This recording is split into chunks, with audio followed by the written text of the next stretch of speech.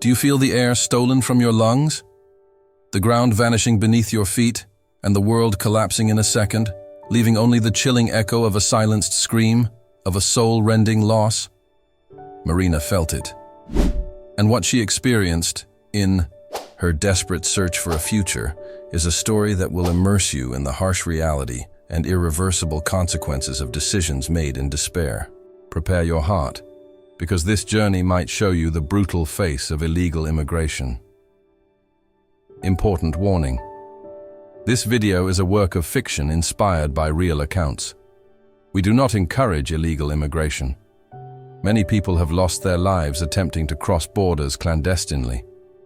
This content's sole purpose is to generate empathy, reflection, and awareness of the dangers and complex realities faced by those seeking a better future through such perilous paths. If this story touches your heart in any way, please like this video, subscribe so you don't miss our next narratives, and share your thoughts in the comments. Your engagement helps us amplify this message of awareness. She never, in her most terrible nightmares, imagined that motherhood would place her before such a cruel, inhuman, and agonizing choice between hope and uncertainty for her own child's life. Marina lived in a forgotten village on the outskirts of Puerto Escondido, Colombia. The houses, built from scrap wood and twisted metal sheets, were piled together on dirt roads, where barefoot children played soccer with makeshift balls.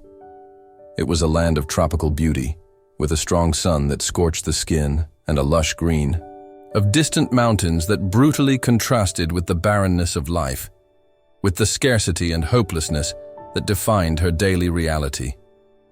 The smell of wet earth after the rare rains mingled with the persistent odor of burning wood and trash from small fires, a constant reminder of the precariousness and lack of basic sanitation. From an early age, at 28, she had learned firsthand, brutally and unforgettably, that survival was not a birthright, but a daily act of courage, a dangerous and exhausting dance with scarcity, violence, and the fear that permeated every breath, every glance, every step. Each day she woke with a knot in her stomach, wondering where the next meal would come from, or if the previous night's violence would repeat itself. With little Lucas, just 5 years old, her ray of sunshine amidst the darkness, the reason for every beat of her heart, the strength that propelled her to wake each morning, Marina toiled from dawn till dusk.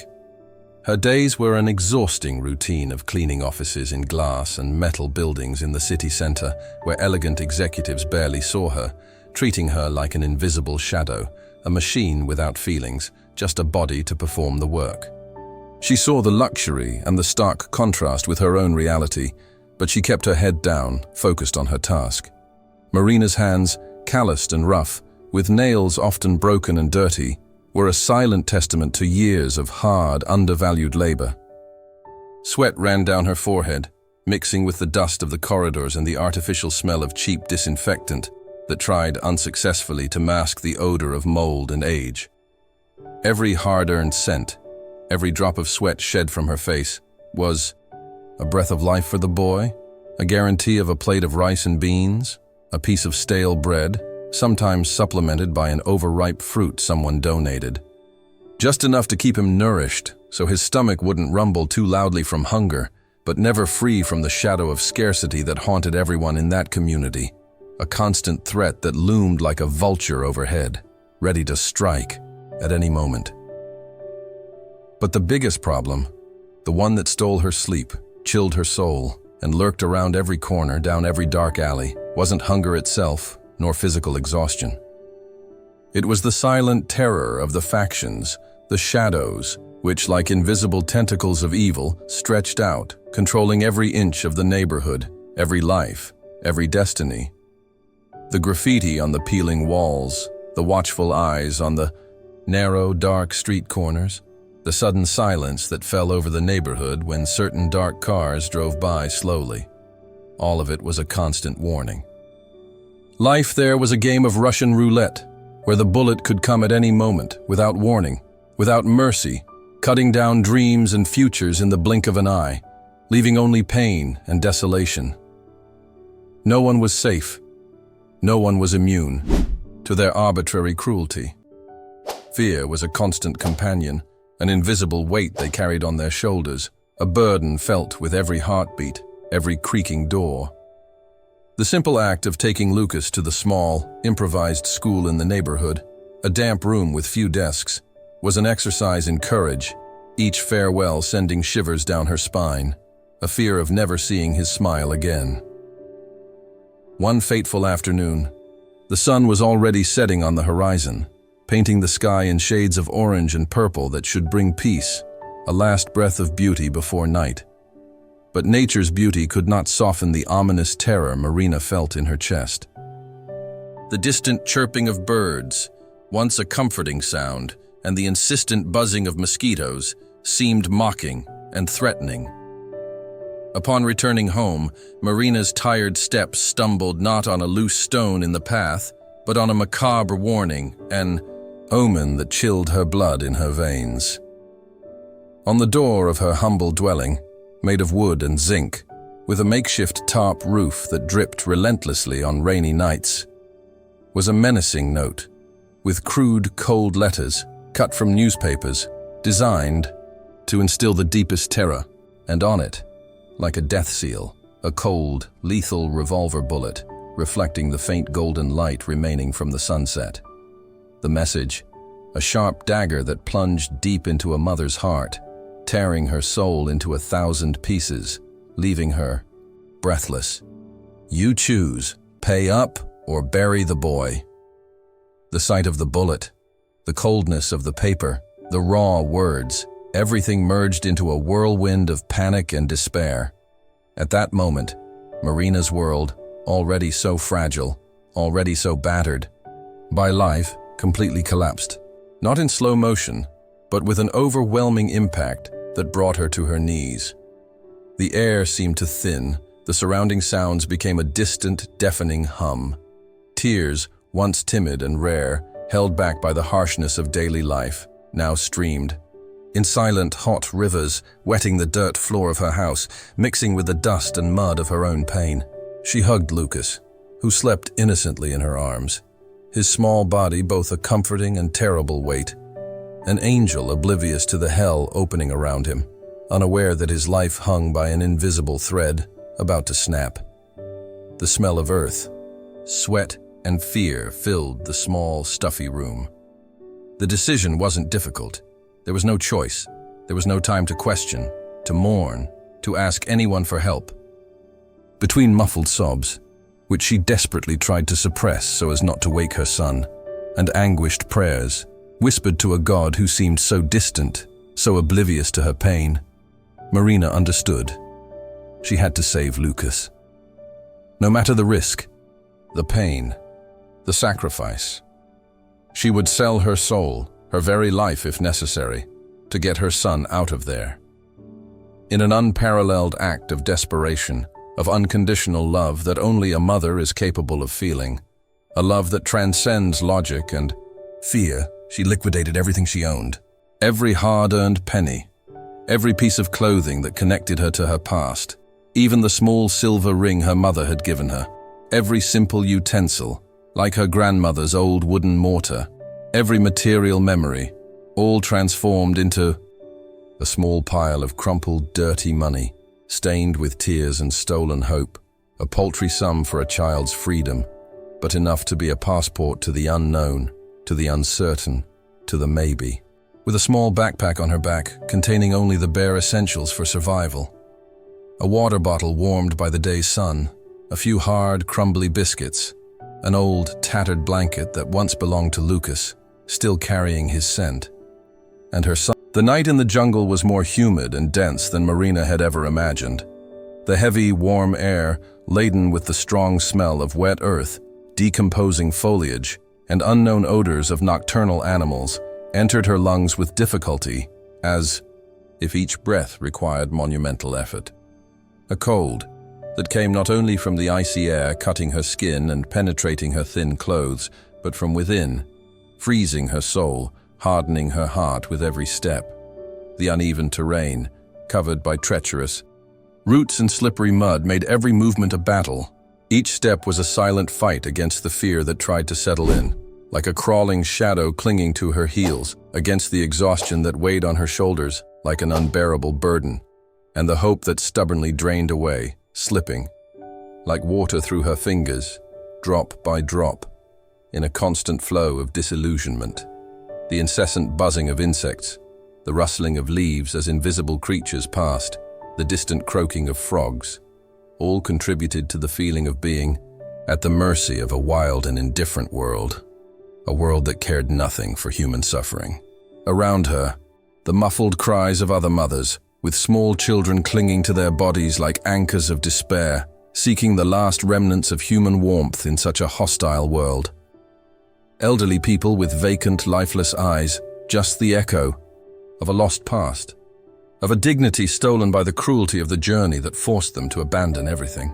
A tragic symphony of pain and exhaustion formed under the faint, cold light of the crescent moon, which barely penetrated the dense canopy of trees, a silent and indifferent witness to that exodus of souls, of exhausted bodies and broken hearts. Lucas, little Lucas, exhausted, scared by the hostile environment, by his mother's tense silence, and by the vast, dark, and menacing expanse around him, asked softly, almost a whisper, blending with the sound of the nocturnal insects that seemed to mourn with them. "Mommy, are we there yet?" His small body, once full of energy and curiosity, now felt like a painful and precious burden in Marina's arms.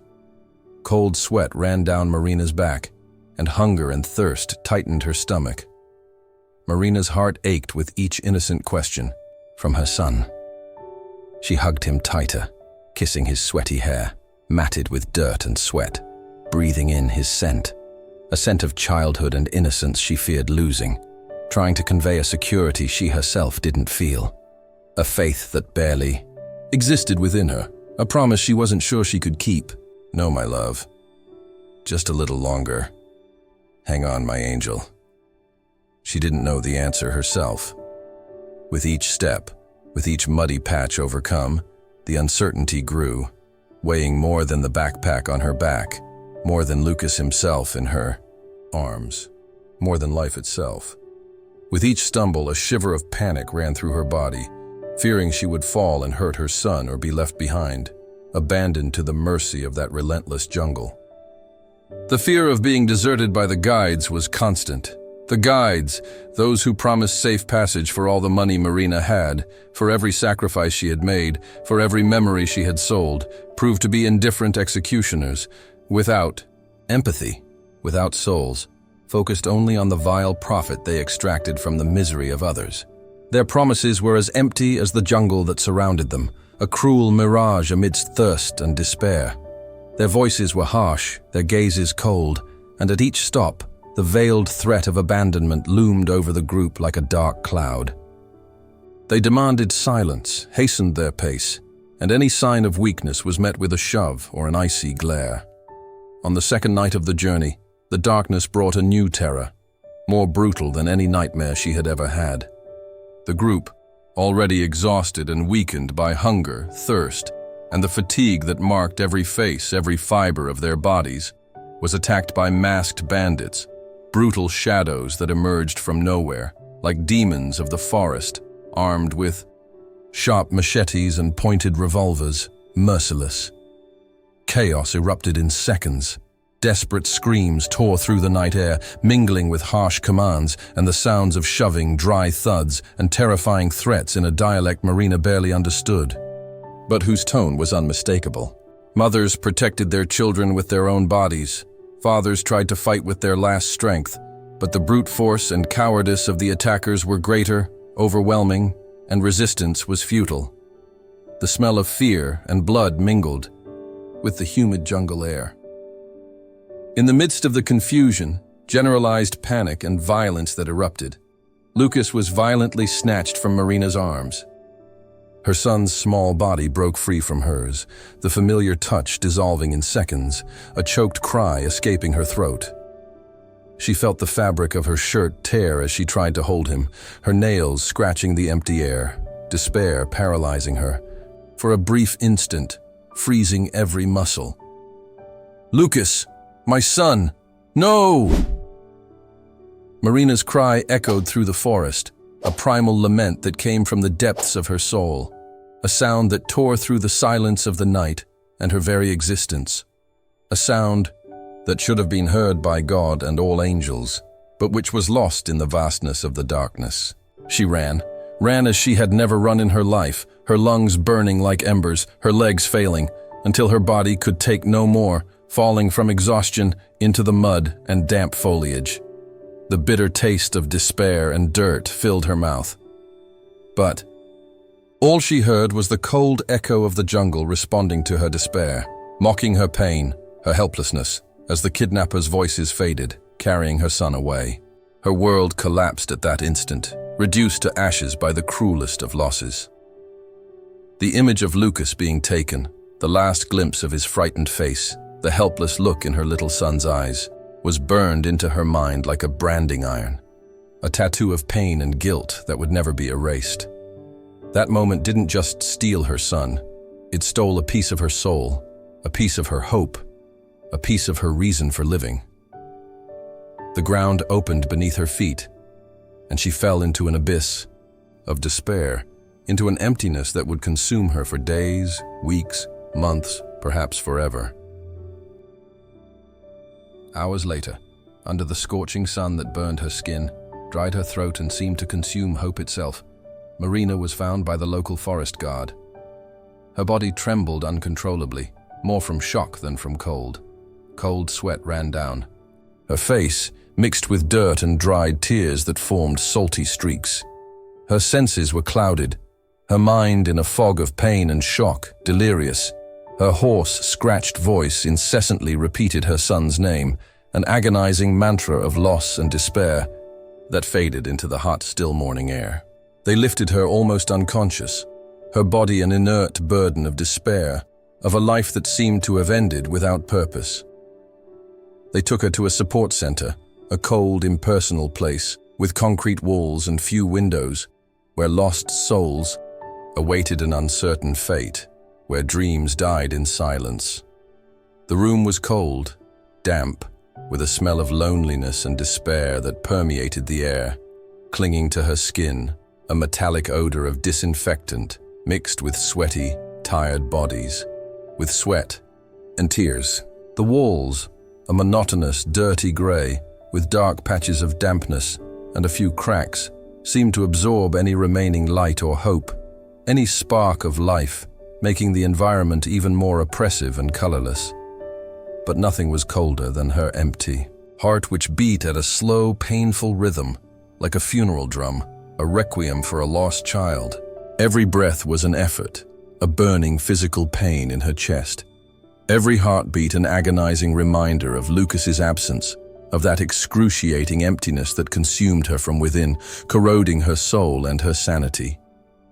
She was there physically, feeling the hard, cold bench beneath her, the icy air conditioning on her sweaty skin. But her mind and spirit soared, desperately searching for her son in every shadow, in every passing face, in every distant sound. Time there seemed to drag, each minute an eternity of agony. Hunger and thirst were secondary, almost imperceptible compared to the greater pain that consumed her. Every face in the room seemed to reflect her own pain, a silent, suffocating pain that filled the air like a heavy mist, connecting them in shared suffering. There was an elderly woman with a vacant stare into the void, a young man with his knees pulled up to his chest, trembling, a man with his head bowed, crying silently, all prisoners of their own misfortunes and unspeakable sorrows. Marina, with the last ounce of strength she had left, tried to explain to the officers, her words coming out amidst uncontrollable sobs, choked by the pain that consumed her, by a despair that robbed her of herself and of any coherence. She described the masked bandits, the brutal violence of that attack, the abduction of her son, her voice trembling with emotion and exhaustion, pleading for help, for a chance to find him again, to have Lucas back. But they, with the bureaucratic coldness of those who had seen everything, who were accustomed to human misery and daily tales of horror, merely repeated like soulless robots, with vacant expressions and expressionless, almost indifferent eyes. "There's nothing we can do." That phrase, so simple, so short, and so cruel, was another blow to her already shattered heart, another stab into a wound that would not heal, that bled profusely, draining any last vestige of hope that might still exist, turning it into dust. The worst torture, however, wasn't the restrictions of the place that confined her, the constant noise of the other detainees, the muffled moans and whispers of despair, the strong disinfectant smell that caused nausea and headaches. It wasn't the bland, tasteless food she could barely swallow, the hard bread and watery coffee that seemed to taste like cardboard. It wasn't the lack of comfort or the precarious hygiene. The worst torture was the memories of Lucas, which haunted her day and night, invading her few moments of sleep, transforming them into vivid and cruel nightmares. His sweet and innocent smile, which brightened the grayest days of her life, the way he ran around the house with his tiny feet, his colorful drawings on the mud wall, the feeling of his small body in her arms, the weight of his head on her shoulder, the way he held her hand on stormy nights, squeezing it tightly, whispering with a child's innocence that everything would be all right, that Mommy would always be there. Now, everything was terribly wrong, devastatingly empty, and guilt, an overwhelming and insurmountable mountain, weighed heavily on her, threatening to bury her, stealing her breath, suffocating her until her last gasp. The guilt of not having protected her son, of having failed in her most sacred mission, of having allowed the worst to happen. She incessantly questioned whether she had done everything she could, whether she could not have acted differently, whether that decision to leave had not been her greatest failure, her greatest misfortune. Her mind was a whirlwind of what-ifs, of regrets that tore her apart, of a profound remorse that prevented her from breathing, from living, from even fully existing. Weeks later, Marina was repatriated to Colombia, back to her native village, with an invisible but deep and permanent scar etched into her soul, one that would never disappear. Every corner of the village seemed to whisper, "You failed." The familiar smell of earth and wood smoke, once a comfort, now suffocated her with agonizing memories of Lucas running through the fields. The air carried the weight of her loss. Lucas's absence was a hole in her soul, an excruciating void that accompanied her with every step, every dawn, every dusk. Her days were gray. The sunlight seemed unable to reach her soul. The nights cold and endless, populated by recurring nightmares and the silent echo of Lucas's name, which she would never hear aloud again. She thought her life was over, that there was no more purpose, that joy would never knock on her door again. Depression settled in, overwhelming, paralyzing her, robbing her of her energy, her will to live, even the will to breathe. Each morning she got out of bed was an act of pure will, a remnant of a survival instinct, a Herculean effort, but without a clear objective, without direction. Society, often cruel and judgmental, turned its back, unable to comprehend the depth of her pain, or perhaps afraid to confront its own humanity in the face of such an unspeakable tragedy. No one in the village knew what to do with Marina. Her pain was palpable, like a dense, dark aura around her, but untransferable. The neighbors, who once greeted her with affection and offered a smile, now looked away, murmuring softly, not knowing how to deal with such suffering that could not be remedied by words or gestures. Marina found no solace in empty words, in clichés about time healing all wounds, nor in the hurried prayers of those who did not understand the abyss into which she had fallen.